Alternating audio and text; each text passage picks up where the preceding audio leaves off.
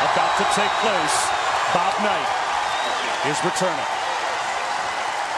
A man who won more basketball games than almost any coach in American history was fired from the job he had held for 29 years because he could not stop being who he had always been. Robert Montgomery Knight, known as Bobby to everyone who knew him, and the General to those who feared him, died on November 1, 2023, at the age of 83. He left behind 902 victories, a record at the time of his retirement. He left behind 3 national championships. He left behind a graduation rate among his players that exceeded 90% throughout his entire career. He left behind a question that college basketball still has not fully answered, and may never answer. What do we do with a great man who was also, in ways both small and catastrophic, a deeply difficult one? Before there were assembly halls named after him, or championship banners hanging in the rafters, he was a boy in Orrville, Ohio, a small town near Akron, in the industrial part of the state, learning that discipline was the one thing a person could always choose. He did not yet know that what discipline could build and what it could destroy would be the central argument of his entire life. He did not know that decades later, people would still be arguing about whether the answer to that question was worth what it cost. Knight was born on October 25, 1940, in Massillon, Ohio, a small manufacturing town in the industrial heart of America. His family moved to Orrville when he was young, a town even smaller than Massillon, a place perhaps 20 miles from Akron, where the railroad ran through and determined the shape of daily life. Orrville was not wealthy. It was working class. It was a place where people kept their word because their livelihood depended on it. Where being late was not a mistake, it was a moral failure. His father was Carroll Knight, called Pat by everyone, a man who worked for the Pennsylvania Railroad. He did not miss work. He did not arrive late. Punctuality was not a philosophy in his house. It was how things were done. His mother was Hazel Henthorne Knight, a school teacher who believed that the mind and character were not separate things, that reading and discipline and accountability were braided together in a person who wanted to become something larger than what he started as. She understood that learning required work. It required attention. It required the willingness to be uncomfortable in the service of improvement. Knight was an only child. There was no distraction in that household, no noise to hide in, no sibling to share the weight of expectation. What there was instead was a kind of crystalline order. The house ran on time. Expectations were clear and stated once, as though clarity was sufficient, which in that household it was. When young Robert Knight played basketball in high school at Orrville High School, he was not yet a legend, but he was a student of the game in the way that some boys are students of anything they approach with complete seriousness. He watched everything. He understood that the game had rules, and that rules could be mastered if you were willing to do the work of mastering them. Today. When today's over, we have to work to change it. But you, I think, have got to really be a flexible leader if you're going to be an effective leader. He understood that there was no luck in the game. There was only preparation and execution. At Orrville High School, basketball gave him a language for the order that Orrville itself had already taught him. The court had dimensions. The game had time. The score was kept. There were no mysteries, only what had been prepared and what had not. Later in his life, Knight would say that preparation was everything. It came from Orrville. It came from his father arriving at the railroad on time for decades without fanfare or excuses, without explanation, without ever suggesting it was a burden. It came from his mother understanding that learning was not something that happened to you in a classroom. It was something you chose to do, every day, alone, in the early morning or the late evening, in the spaces where no one was watching and the only person keeping score was yourself. The town did not make him soft. It made him into a man who believed that what you did when no one was watching determined what you were actually capable of doing when everyone was. That belief would carry him further than almost anyone in American sports. It would also, in the end, become the thing that ended him. Ohio State University in 1959 was not where Robert Knight was built. He was already built by then, already shaped by Orrville and by his parents, and by his own understanding of what discipline could accomplish. Ohio State was where his gift found its proper frame. He played basketball under Fred Taylor, one of the most respected coaches in the country, a man who understood that coaching was teaching and that teaching was about building character as much as building teams. Knight appeared in 21 games as a sophomore on the 1960 championship team. He averaged 3.7 points per game. He was a reserve. He was not going to play professional basketball, and he knew it. Everyone knew it. But he played alongside Jerry Lucas and John Havlicek, two of the most gifted players that college basketball had ever produced. What Knight absorbed from that experience was not how to be a star player. It was how to be part of something larger than himself. It was watching a great coach work, understanding that preparation and practice determined the outcome of games. It was learning that talent alone was insufficient. He watched Fred Taylor's precision. He watched how Taylor demanded the same effort in practice as in games. He watched how a coach thinks. He graduated from Ohio State with degrees in history and government, understanding that the past was not merely something that happened. It was a record to be studied and learned from. After a year coaching high school basketball, Knight made the decision that would prove to be the turning point of his early career. He enlisted in the United States Army in 1963, taking a position as an assistant basketball coach at the United States Military Academy at West Point. He was joining a system that demanded the kind of order he had always believed in. At 24 years old, in 1965, he was promoted to head coach, becoming the youngest varsity basketball coach in NCAA history at that time. The position could have been a dead end. It could have been overlooked. Instead, it became the place where Knight proved what he believed about basketball and about teaching. At Army, he was given something more valuable than a prestigious program or immediate access to major championships. He was given a structure that matched perfectly what he already believed about discipline, about clarity, about what order could produce. The United States Military Academy was built on discipline. It was built on the principle that clarity of expectation and consistency of application produced results. Knight took a program with no tradition of basketball excellence and built something that worked. Across 6 seasons, from 1965 to 1971, his Army teams compiled a record of 102 wins and 50 losses. It was not dominant by the numbers, it was dominant in its construction. The teams he built played with precision. They played with purpose. There was no confusion about what was demanded. He learned at Army what he would spend the rest of his life proving: that discipline applied consistently produces results that look like magic to people who have not seen the preparation underneath them. A team that understands its system completely can defeat teams with more talent. A coach who is absolutely clear about what he wants can produce order from chaos. The military structure supported his philosophy. The honor code supported his demand for accountability. When he left Army in 1971, he left with a philosophy proven and a reputation as one of the most promising young coaches in America. In 1979, Knight was coaching the United States national team at the Pan American Games in San Juan, Puerto Rico. During a practice session, a confrontation with a local police officer led to Knight being charged with aggravated assault. He was convicted in absentia by a Puerto Rican court and sentenced to 6 months in prison, a sentence he never served because it was not enforceable in the United States. Years later, Knight would speak about the incident with something approaching remorse, but never with full acceptance of what he had done. What the incident revealed was something that no amount of preparation could solve.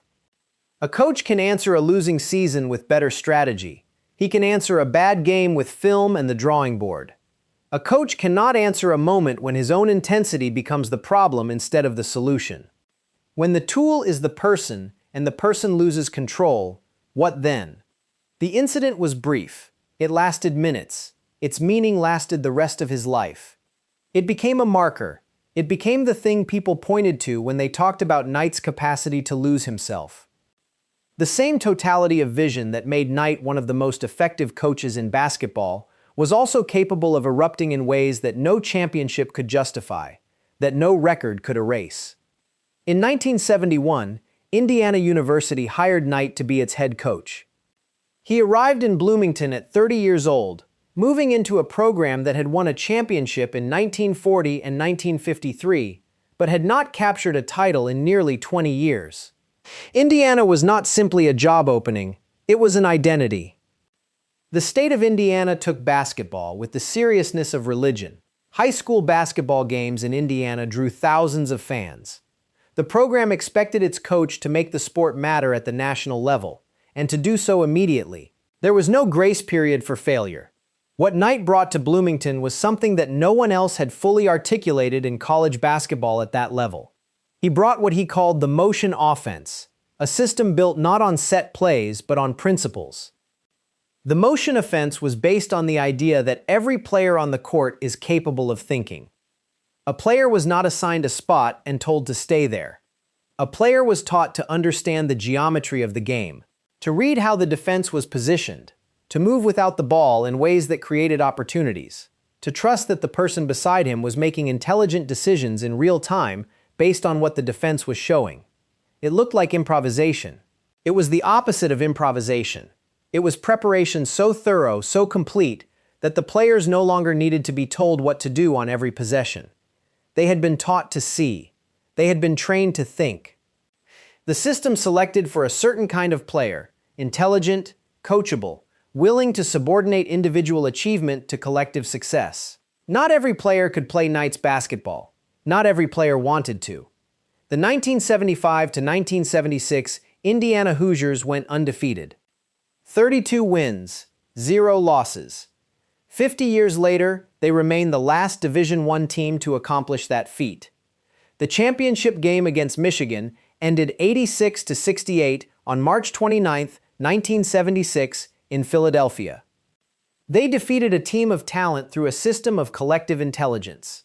The team was built around Scott May, Quinn Buckner, Kent Benson, Bobby Wilkerson, and Tom Abernethy. None of them was the greatest player in college basketball that year. Together, executing a philosophy of basketball so complete that no team in the tournament could break it, they went through an entire season without defeat. It was Knight's first championship as a coach, his 5th season in Bloomington, proof that his system worked at the highest level. When Knight stood in the locker room after that game with the championship in hand, he did not speak about the perfection of the record. Instead, he spoke to Quinn Buckner, his point guard, and said, "You have just done something for the people of the state of Indiana that you will never understand." He was not exaggerating. In a state where basketball was woven into the fabric of identity, where high school championship games drew thousands, and the success of the state university mattered to people's sense of themselves, Knight had just given the entire state something they could share. A perfect season, a championship. It was basketball as collective achievement, and it belonged to everyone. Buckner has said that he did not fully understand what Knight meant at the time. 50 years later, he understood completely. The motion offense became the most replicated system in college basketball history. It influenced how basketball was taught across America for decades. It was discipline made visible. Every pass had meaning. Every cut had purpose. Every player movement was part of a larger design. A player who did not execute the system was not being punished for lack of talent. He was being held accountable for lack of understanding, for lack of effort, for lack of commitment to the collective good. The system had an almost spiritual dimension to it. It was not about one person winning. It was about 5 people thinking together.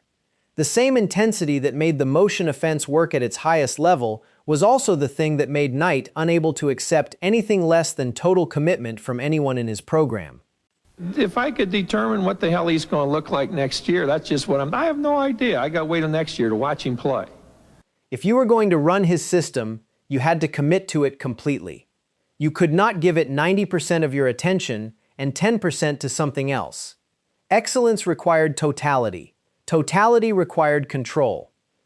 And control required that the person in charge be willing to push further than anyone else wanted to go, to demand more, to accept less, to make it clear that there was a standard, and the standard was not negotiable. This is where Knight's gift and his burden lived in the same person. The motion offense could not work without a coach who was willing to be absolutely demanding, a coach who would not settle, a coach who saw compromise as a form of failure. The golden years at Indiana stretched across 2 decades, 11 Big Ten Conference championships, 5 Final Four appearances, 3 national championships, 1976, 1981, 1987. In 1981, on March 30th in Philadelphia at the Spectrum, Isaiah Thomas, a 6'1" sophomore guard from Chicago's West Side, led Indiana to a 63-50 victory over Dean Smith's North Carolina in the championship game. Thomas scored 23 points and won the tournament's Most Outstanding Player award. What Knight had created around Thomas was a team that played with such precision and such pressure defense that North Carolina, one of the most skilled teams in the entire tournament, with Al Wood, James Worthy, and Sam Perkins, was held to just 50 points. The North Carolina team had been to the Final Four before. They had championship-caliber players, and Indiana held them to 50 points. It was not accident. It was not luck. It was Knight's system applied by players who understood it completely, who had internalized it so thoroughly that they could execute it under the ultimate pressure. The 1987 championship was different in every way that mattered. Keith Smart, a 6'1" guard who had been sitting on the bench just minutes earlier, who had made a terrible pass and been pulled from the game by Knight, was suddenly back in the game with the championship on the line. With Syracuse leading by a point and seconds remaining, Smart rose up and hit a baseline jumper with 4 seconds on the clock. Indiana won 74-73 in the Louisiana Superdome. It was dramatic. It was unexpected. It was the last national championship Knight would ever win. It was also, though no one knew it at the time, the moment his decline had already begun. By 1986, the world had begun to change around him. Players had options he had never given them. They could transfer. They could appeal to the press about coaching methods. The absolute authority of a coach over his players was no longer absolute. Knight, however, kept coaching as though the rules had not changed, as though the world was still the world he had built his success in. The 1985 chair incident became the most famous single moment of his career. On February 23rd, during a game against Purdue at Assembly Hall, Knight threw a plastic chair across the court in protest of a referee's call. He was ejected. The image went everywhere. It captured something true about him: the fury, the refusal to accept anything less than perfection, the complete absence of containment. But it obscured something else. The same man who threw the chair had graduated more players than almost any coach in America. He had built a program in which his former players were still calling him decades later to talk about their lives, their families, their failures. His graduation rates were among the highest in college basketball throughout his entire career. The world reduced Bob Knight to a single image: a man throwing a chair, a man choking a player, a man unable to control himself. It is not that the reductions were untrue, it is that they were incomplete. The same intensity that produced 3 national championships and graduation rates that exceeded 90% also produced moments that made those championships impossible to celebrate without a shadow attached to them. America praised him for the wins, then found it could not separate the wins from the way they were achieved. That failure to integrate the complexity is not Knight's failure. It is something larger. It is the difficulty of holding 2 truths at the same time, that a person can build something great and also cause harm. That achievement and difficulty can live in the same life without one canceling the other. Nancy Falk married Robert Knight on April 17, 1963. They were young. They had 2 sons together, Timothy and Patrick. The marriage lasted 22 years before ending in divorce in 1985. In 1988, Knight married Karen Veith Edgar, a woman with her own basketball background who remained with him through the rest of his life, who stood beside him through the declining years and the controversy and the firing. The private life of a man who gave everything to a basketball program is necessarily a life of absence. Nancy Knight saw less of her husband than the people in Assembly Hall did. She managed the household, she raised the children, she attended games, and she lived with the reality that the man she had married was, in crucial ways, married to basketball first.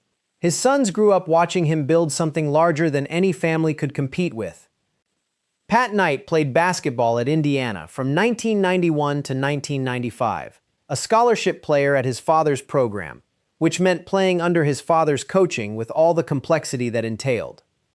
He later became an assistant coach under his father at Texas Tech, and eventually a head coach himself. The relationship between father and son was complicated by the weight of the name they shared and by the intensity that Knight brought to every relationship, including the ones with his own children. Both Timothy and Patrick were real people managing the reality that their father was famous and driven and difficult in ways that made privacy impossible. They lived their lives knowing that their father's standards were known to thousands, that his discipline was discussed in locker rooms, that his intensity was the subject of national conversation. The body is a record keeper. Knight coached for 4 decades, from 1965 at Army to 2008 at Texas Tech. Decades of standing on sidelines, of emotional intensity, of the accumulated stress of demanding excellence from himself and everyone around him. When he finally stopped coaching in February 2008, handing the Texas Tech program to his son Pat Knight mid-season, he was 67 years old, and the body had already begun its negotiations with time.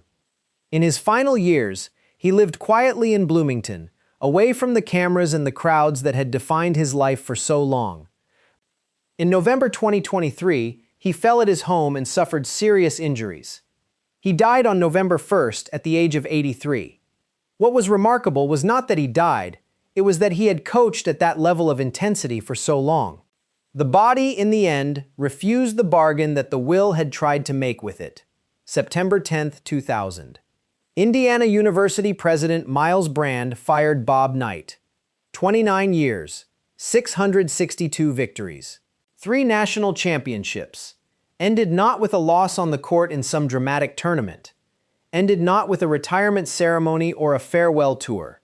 It ended with a confrontation in a hallway that lasted seconds. A student named Kent Harvey had addressed Knight informally as they passed on campus, using a familiar form of address rather than a formal one. Knight grabbed the student by the arm. It was not violent, it was a grasp.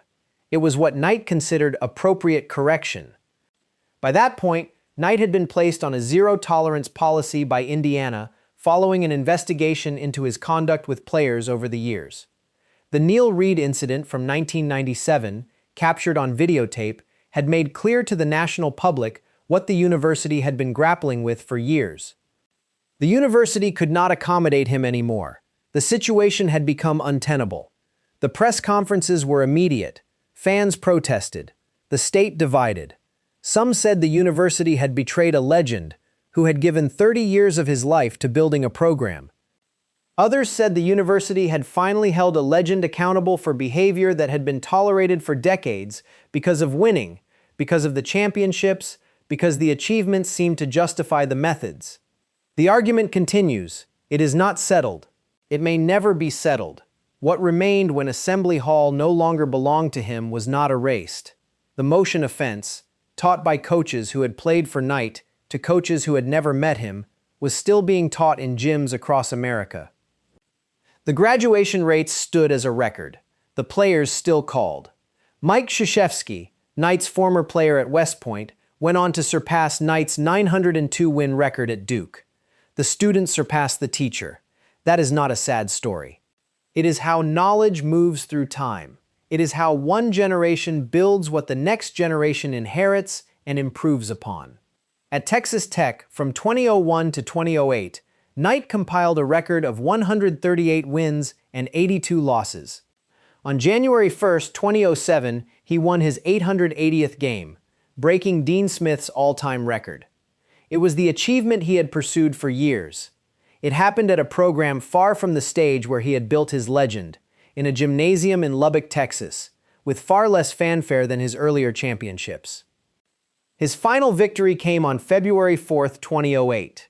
He resigned 8 games later, mid-season. The program was handed to his son. The second chapter was quieter than the first. It did not erase the first. It continued it. Orville, Ohio. A boy who believed that discipline was the one thing a person could always choose. He was right about that.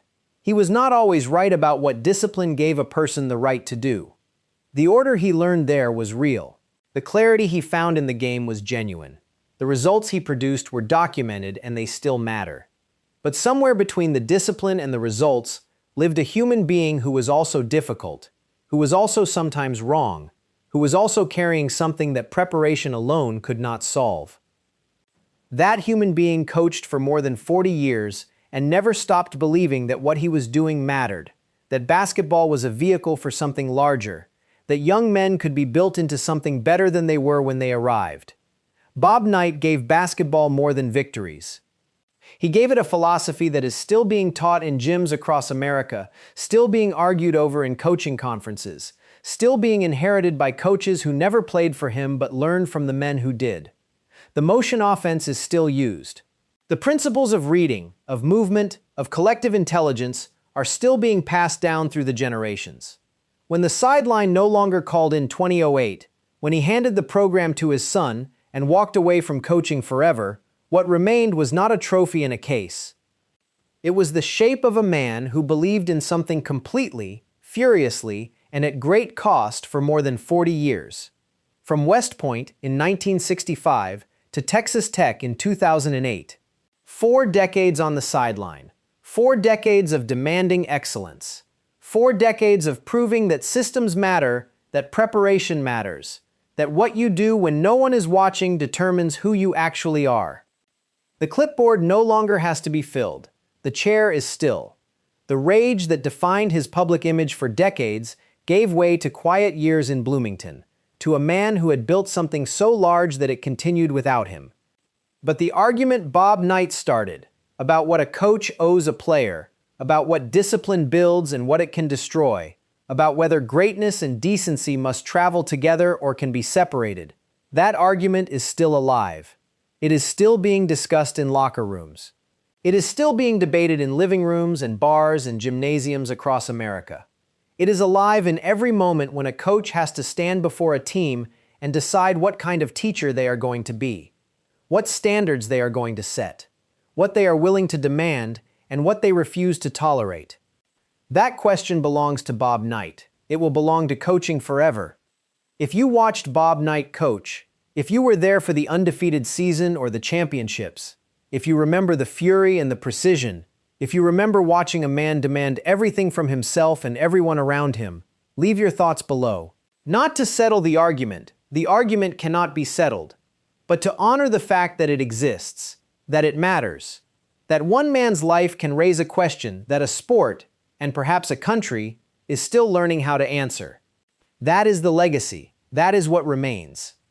Like and subscribe for more stories of American figures whose lives asked harder questions than the record books can hold.